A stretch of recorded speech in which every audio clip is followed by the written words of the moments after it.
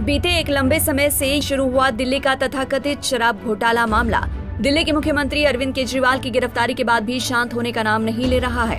एक तरफ जहां इस मामले में आम आदमी पार्टी के मुखिया को देश की सर्वोच्च अदालत से राहत मिली है, तो वहीं निचली अदालत से राहत मिलती नहीं दिखाई दे रही। अब तथाकथित दिल्ली शराब घोटाले मामले में सीबीआई ने दिल्ली हाई कोर्ट में मुख्यमंत्री अरविंद केजरीवाल समेत 6 लोगों के खिलाफ चार्जशीट दाखिल की है। सीबीआई के विशेष लोक अभियोजक डीपी सिंह ने दिल्ली हाई कोर्ट से कहा कि जैसे जैसे मामले की जांच आगे बढ़ी है, उन्हें अरविंद केजरीवाल से जुड़े और सबूत मिले हैं। इतना ही नहीं, बाहर आकर डीपी सिंह ने मीडिया के कैमरे पर कहा कि अब ये सामने आया है कि अरविंद केजरीवाल ही वो व्यक्ति थे जो पूरे दिल्ली आबकारी नीति घोटाले को नियंत्रित कर रहे थे। See, submissions were twofold. Number one, we gave the direct involvement of Kejriwal sir. Mr. Arvind Kejriwal, right from day one, it has now emerged that he was the main person who was controlling the entire excise policy. The entire fruits also of the entire excise policy, fruits I mean to say the bribes and everything included, were disbursed as per the wishes of Mr. Kejriwal. Mr. Kejriwal, it has also emerged, is solely responsible for influencing the entire policy vis-a-vis the officers or through his ministers. We also have now come across proof of his trying to, influence even the existing players through Punjab. गौरतलब है कि दिल्ली के मुख्यमंत्री अरविंद केजरीवाल के खिलाफ 29 जुलाई 2024 यानी बीते सोमवार को दिल्ली हाई कोर्ट में सीबीआई द्वारा आरोप पत्र दाखिल करने पर अरविंद केजरीवाल की नियमित जमानत याचिका पर सुनवाई हुई।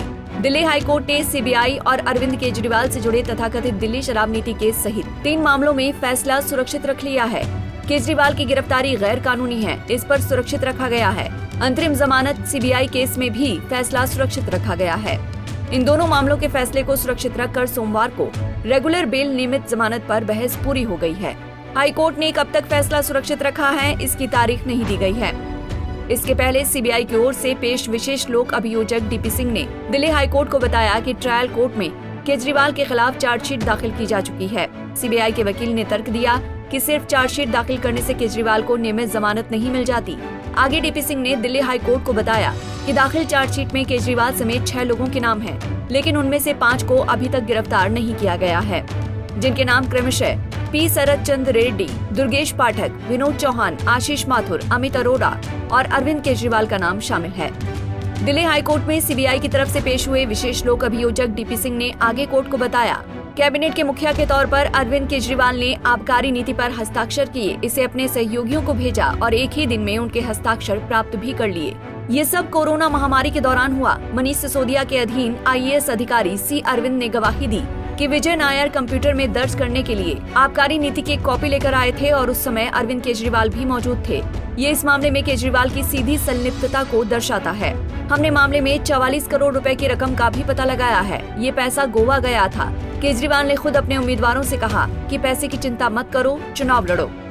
आगे सीबीआई ने कहा कि पैसा गोवा गया, खर्च का निर्देशन कौन करेगा? हमारे पास इस बात के सबूत हैं कि सभी उम्मीदवारों को 90 लाख रुपए दिए जाने थे। कोर्ट में सीबीआई ने कहा कि केजरीवाल के वकील कहते हैं कि एक बार चार्जशीट दाखिल हो जाने के बाद व्यक्ति को सलाखों के पीछे नहीं रखना चाहिए। ये एक नैरेटिव बनाया गया है। कोर्ट सलाखों के पीछे रख सकती है ताकि उसका मुकदमा कम से कम समय में पूरा हो सके। कुछ परिस्थितियां ऐसी होती हैं जिनमें जमानत पर सीधे हाई कोर्ट सुनवाई कर सकता है, लेकिन हाई कोर्ट जमानत पर सुनवाई करने वाली पहली अदालत नहीं बन सकती। इस मामले में ये अंतरिम आरोप पत्र है। हम ट्रायल शुरू करने के लिए तैयार हैं। इस पर केजरीवाल के वकील अभिषेक मनु सिंघवी ने कहा, मैंने पहले भी कहा था कि ये कुछ और नहीं बल्कि इंश्योरेंस गिरफ्तारी है। ईडी मामले में 3 बार किसी न किसी रूप में जमानत मिल चुकी है। जब से सीबीआई ने गिरफ्तार किया है, तब से किसी गवाह से आमना सामना नहीं कराया गया है। सिंघवी ने एक फैसले का हवाला देते हुए कहा कि सीआरपीसी की धारा 160 केवल गवाहों से संबंधित है और केजरीवाल को सीबीआई ने इसी प्रावधान के तहत पूछताछ के लिए बुलाया था। फिलहाल देश की सर्वोच्च अदालत से ईडी मामले में अरविंद केजरीवाल को राहत मिलने के बाद भी राहत मिलती दिखाई नहीं दे रही है। ऐसे में आम आदमी पार्टी खुद को कैसे संभालती है, ये देखना वाकई में बड़ा दिलचस्प होगा। Bureau report, Punjab Kesari TV. हमसे जुड़े रहने के लिए हमारे YouTube चैनल को सब्सक्राइब करें और नई वीडियो की नोटिफिकेशन के लिए बेल आइकॉन को दबाएं।